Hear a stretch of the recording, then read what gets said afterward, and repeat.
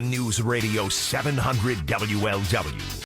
There is a growing trend in business, and I, for the life of me, don't understand why, but it's called backstabbing.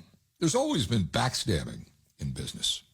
Always been backstabbing. It doesn't matter what business you're in.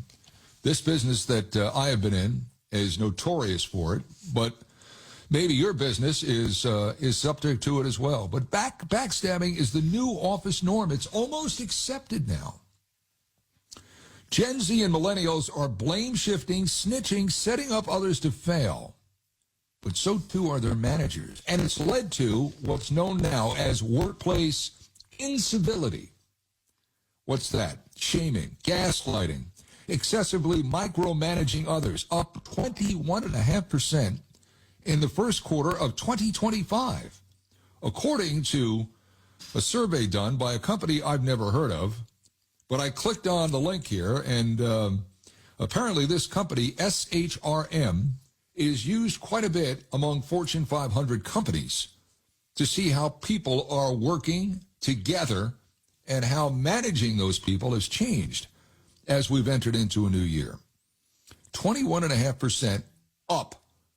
Incivility up in the first quarter of 2025. What's going on here? Why can't people get along with each other? And over and above that, doesn't that actually cost a company money? Somebody is standing by that has an answer. David C. Olcott, workplace expert, CEO of Samurai Success, which is an international executive, organizational, and personal coaching firm. He's also the author of the Amazon best-selling book, Swords of Illumination, wow, which reveals the secrets to finding your sense of destiny. This is a guy that sounds like serious business. Let's bring him on in. David C. Olcott, how are you on this glorious Saturday? Again, doing wonderful. As a matter of fact, finally seeing that sun, looking forward to getting out of the winter and into the spring. Sun, yes, it's only a rumor in our neck of the woods here from like October until April, but April's here, so, maybe there's hope for all of us. Maybe there's hope for the workplace. I'm looking at this: shaming, gaslighting, excessively micromanaging, all of these things that lead to incivility, up over 20% in the first quarter of 2025, according to a company, I guess, SHRM, that has a civility index. Didn't know it existed, but fact of the matter is, it looks like it's more difficult for good people to operate in the workplace. Why so? So coming out of COVID, we've kind of forgotten some of our basic behaviors with each other, and civility is one of those, it seems. And what's coming from that is that there's so much things going on in the world. We're getting so much information, and a lot of that information is really scaring people. We're in fear. And rudeness is one of the behavioral attributes of someone being in fear. So when you see that in your workplace, you notice that that's kind of rampant depending on how many people are doing in your business.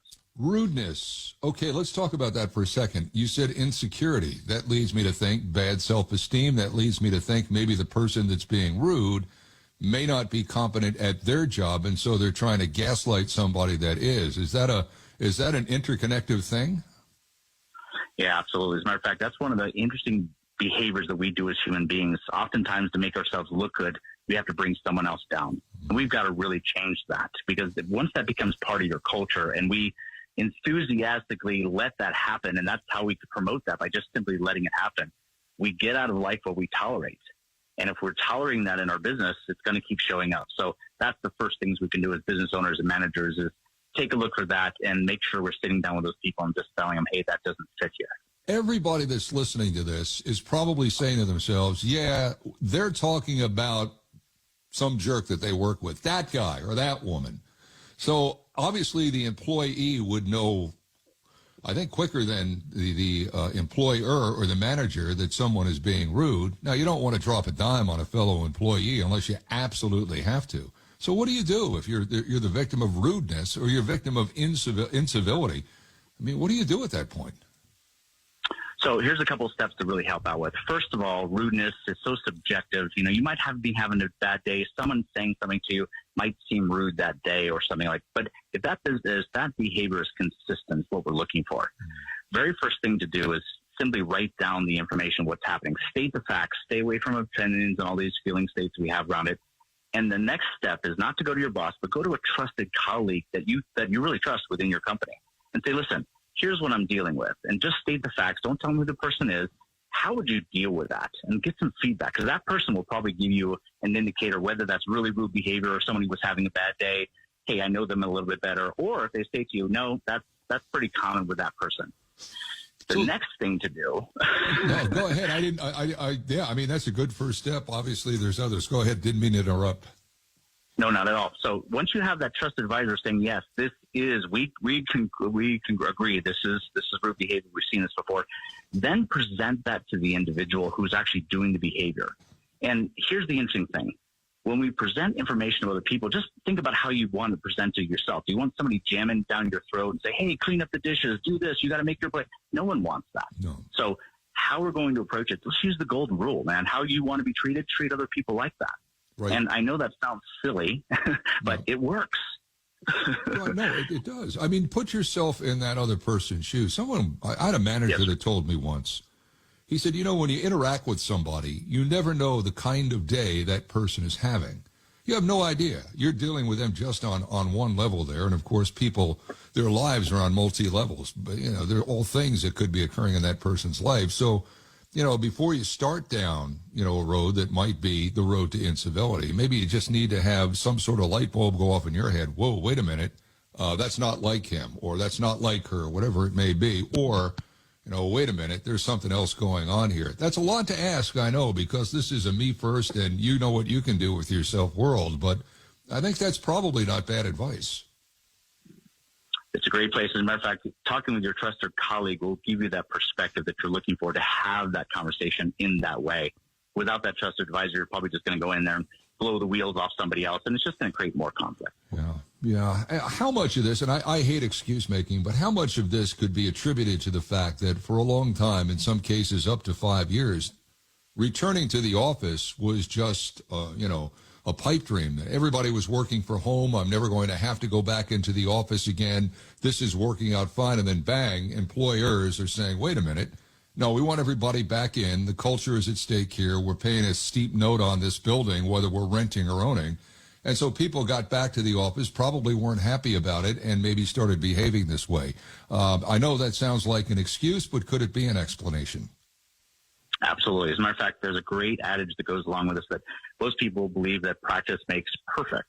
What if I share with you, practice makes permanent. And so when you practice over the last couple of years, and this is real, we've been practicing over the last couple of years, going in our pajamas and doing our work and not being accountable to a lot of different things. And probably we've been doing some really good work, but it doesn't matter now. We're having been called back to the workplace, and now you have to interrelate with other people that you haven't had to in years. You're being forced to, obligated to, which is just a natural behavior of work, but it feels so different that we're not used to it, and we've lost some of that skill set. And here we go. This again popped up, I guess, in the last couple of days. There's a research firm named Resume Now. It found 61% of employees have been thrown under the bus at work, nearly a third saying they see it happen on a weekly basis. So you're working from home, baby. Things are going great. Now you're called back in. Now you've got people throwing you under the bus, and you're like that crazed dog. You don't know whether to sick 'em or come here. I mean, you can see where it is. Okay, well, we talked about what the employee should do, but darn it, the mid-managers have got to have their antennas up on this as well, right? Absolutely. As a matter of fact, you bring up the next point. This is a shared responsibility. And if just one side doing their part is not enough for the other side, because it's going to keep going. So both of us have to do something. We have to work together. And, rudeness is about competition. We've got to get back to this workplace of a culture of cooperation. So we got to like each other again. And that's the hard part about this, coming back into the workplace. We forgot some of these skill sets. We're scared, because we got this economy thing going on. We're worried about paying bills. We're worried about having a job. We've got all these threatening situations going on in the world. And so we just got to settle down and just say, let's get together and have a conversation about what the standards within the company are. Because if someone holds all those standards and they're not written out for other people, then what it looks like from the outside is, hey, every single time I come in here, you keep changing the rules of what behaviors are appropriate or not. Even if it's been the same standards, I can't see them because they're all stored in your head. Yeah. And so it looks like, you're the Wizard of Oz changing the rules. And let me tell you, again, if you really want to make people angry, change the rules on them. even if it's perceived, that's what's causing a lot of this rudeness. Yeah, or the tariffs. David Olcott is a workplace expert, CEO of Samurai Success, and based in Denver, internationally known organizational and personal coach. Is this a generational thing, David? Is this a Gen Z problem, a millennial problem? I mean, boomers are pretty well down the road to being done with work. Where are you seeing this, if anywhere? Is there a line of demarcation? And I got to tell you, this is not a generational thing or an age thing. It's a human thing. And we really need to be able to start changing that, because this strategy we've talked about, it's about, throwing people under the bus, submarine peopling, stabbing in the back. This has been going on for hundreds of years. And we've got to start understanding that this has consequences to myself, the people doing it, the people it's affecting, and the business and then the marketplace. Because while you're busy doing all this, shenanigans about finding a way to be able to climb the corporate ladder and make more money by taking someone else out, guess what? It's affecting quality and profitability in your business place. Yeah. I just, David, I'm sorry. I never ran a company. I never owned a company. I was a manager.